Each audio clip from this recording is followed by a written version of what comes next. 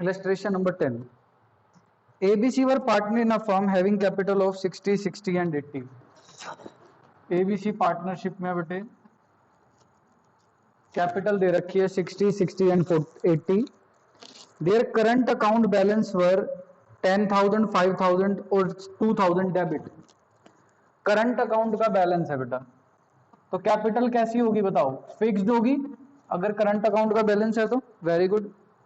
According to the deed 10% of the profit is transfer to general reserve. और partner को आपने interest on capital देना इतना और सैलरी देनी इतनी. The following were to be provided as follows. इन सब चीजों को इस तरीके से प्रोवाइड करना है. Firm made a profit of 1,80,000 for the year ended 31 March 19 before charging any of the above items. Firm ने प्रॉफिट कमाया बेटा 1,80,000 का. देखिए हम एक अकाउंट बना रहे हैं, P and L appropriation.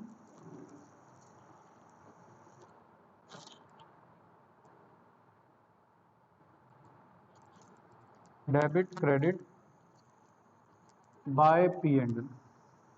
Firm ने जो है बच्चे प्रॉफिट कमाया आपके सामने 1,80,000.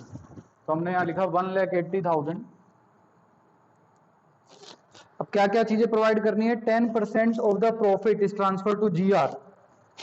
1,80,000 का 10% ट्रांसफर कर दो बेटा जनरल रिजर्व में 18,000.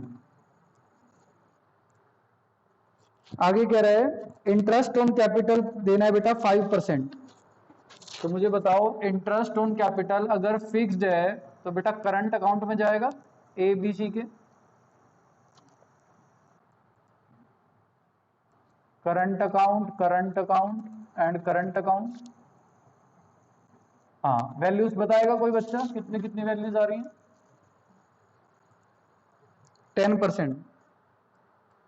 कितना रुपया था? 5% था बेटा इंटरेस्ट ऑन कैपिटल का रेट. तो 6 5 30, 3,000. नेक्स्ट की भी सेम 3,000 और 80 का 5%, 5 8 40, 4,000. तो आ गया बेटा टोटल 10,000. बोलो यहां तक कोई दिक्कत किसी बच्चे को? C being the working partner were also entitled to a salary of 12,000 per annum. C को सैलरी भी देनी है तो 2 सैलरी ये बटेगी C करंट अकाउंट में 12,000. सैलरी देनी थी तो हमने सैलरी भी दे दी बेटा 12,000 की. The profit were to be divided as follows. देखो बेटा इसके बाद हम क्या करते थे? अगर आईओडी होता तो आईओडी यहां लिख देते, लेकिन नहीं है.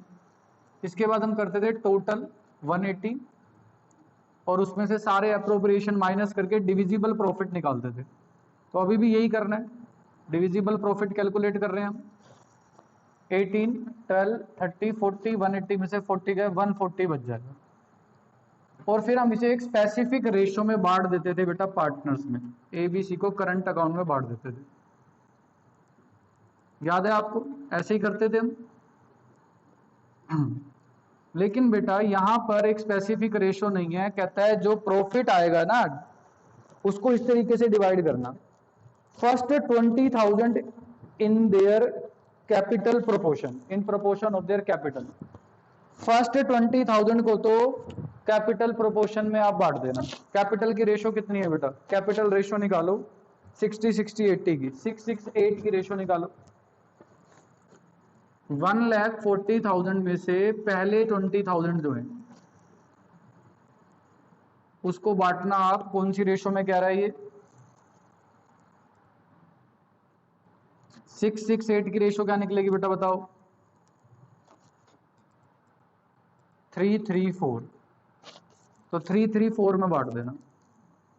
140 में से 20 का हिसाब हो जाएगा बेटा 334 में बांट के. उसके बाद क्वेश्चन कह रहा है next 30,000 in the ratio of 532. उसको 532 में बांट देना. ठीक है बच्चे. क्या बच गया? बैलेंस 140 टोटल लिखा है मैंने. टोटल डिविजिबल प्रॉफिट उसमें से ए पार्ट 20, बी पार्ट 30, बैलेंस कितना बच गया? 140 में से 50 जाएंगे 90. उसको बेटा इक्वल बांटने के लिए कह रहा है वो 1-1-1 में। सर ये क्या बना रहे हो बेटा, ये है table showing distribution of divisible profit, table showing distribution of divisible profit. ठीक है जी, इसके ऊपर लिख सकते हो आप वर्किंग नोट में, table showing distribution of divisible profit. ठीक है बच्चे, अब 20,000 को आप 3-3-4 में बांटोगे बेटा, 0 से कट जाएगा, 6,000 6,000 एंड 8,000। 5-3-2 में बांटेंगे, 15 9 एंड 6 और 30 इक्वल। बताओ ए को टोटल कितना मिलेगा बेटा, 51,000, बी को टोटल 45